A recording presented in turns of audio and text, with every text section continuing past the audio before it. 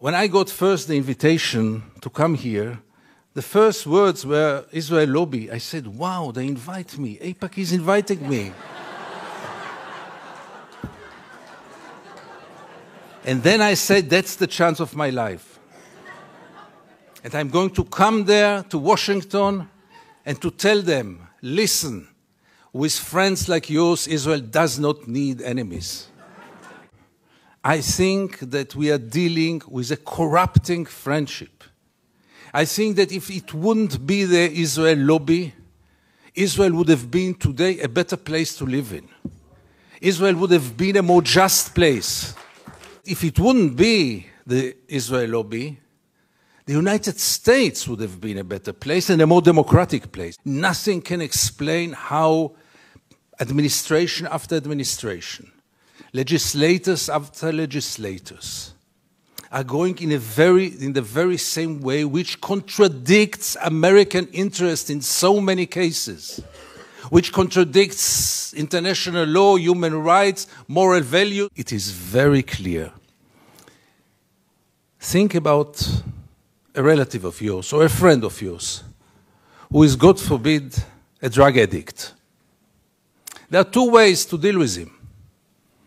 One is to supply him with money and he will go and buy more drugs. He will be very grateful to you. He will appreciate you. He will tell you, you love me, you are my friend, you are my best friend. The other way is to send him to a rehabilitation center. He will be so mad at you. But what is real care? And what is real love? And what is real friendship? And does anyone in this hall have the slightest doubt that Israel is occupation addicted? And reality is that there is no chance for a change from within the Israeli society. The Israeli society had surrounded itself with shields, with walls, not only physical walls, but also mental walls. The only hope is for an international intervention from Washington, from the United States, from the EU, because the Israeli society is by far today too brainwashed. And Israel, let's face it, is a society which lives in denial, totally disconnected with reality. Would it be a private person?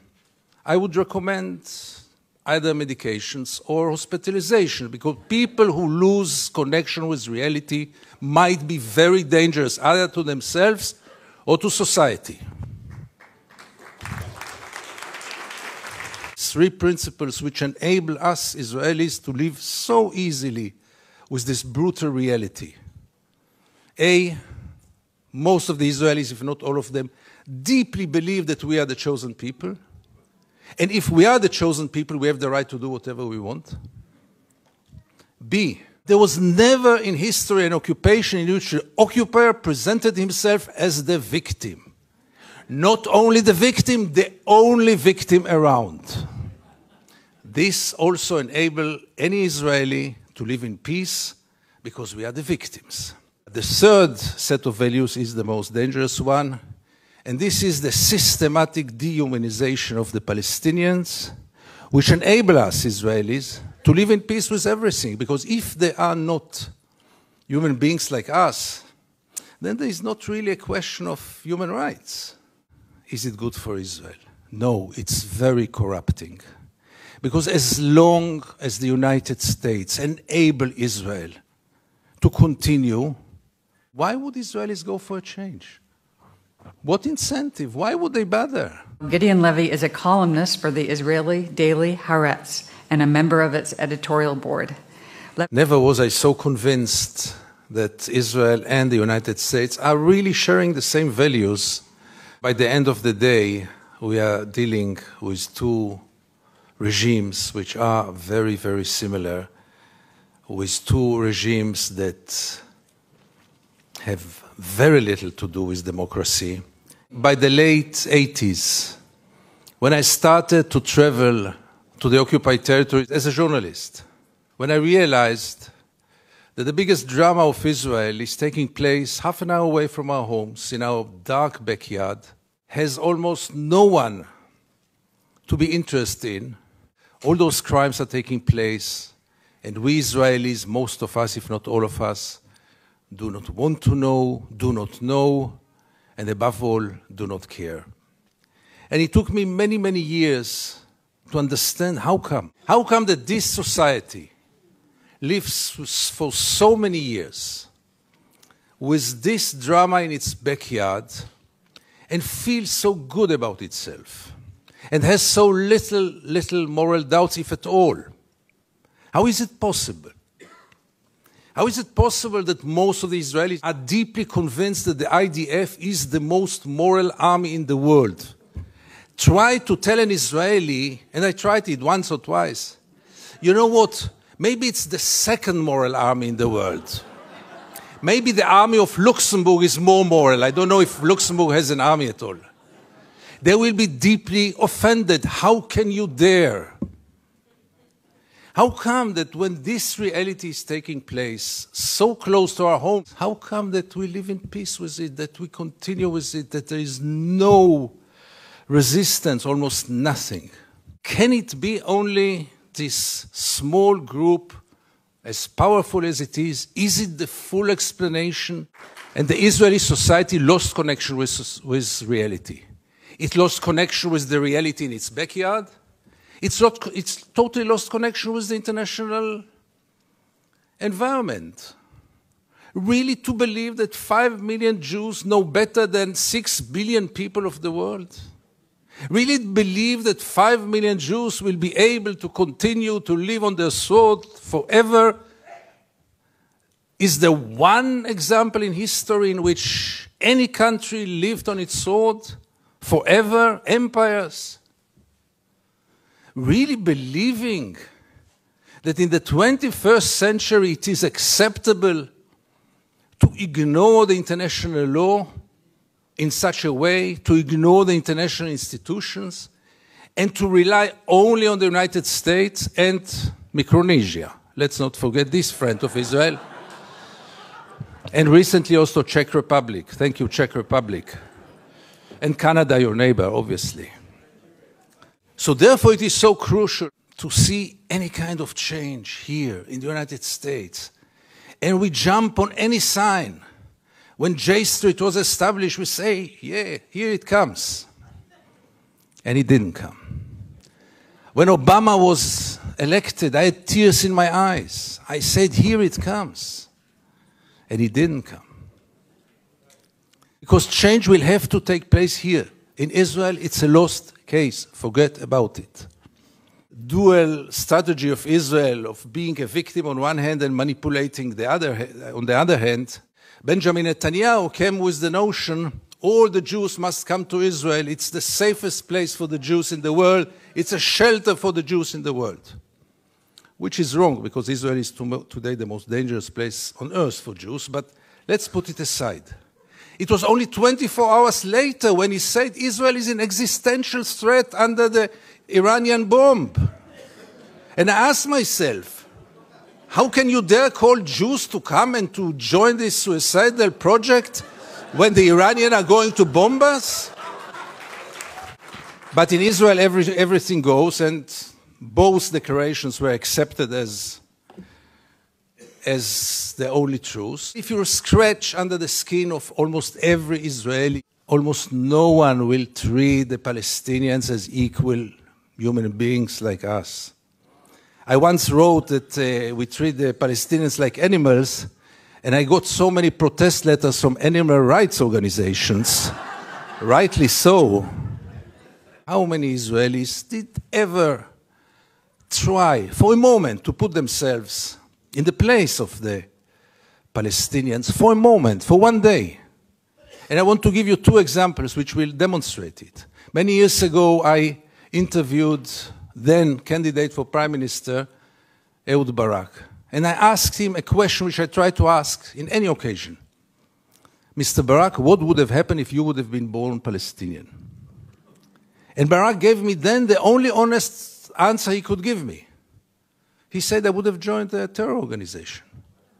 And it became a scandal, because how can you dare to put Ehud Barak to think what would have happened if he would have become a Palestinian? And the second incident, briefly, Second Intifada, the city of Jenin, the most closed city in the West Bank, real total siege. I go out from Jenin, I come to the checkpoint, a Palestinian ambulance is parking there with the red lights.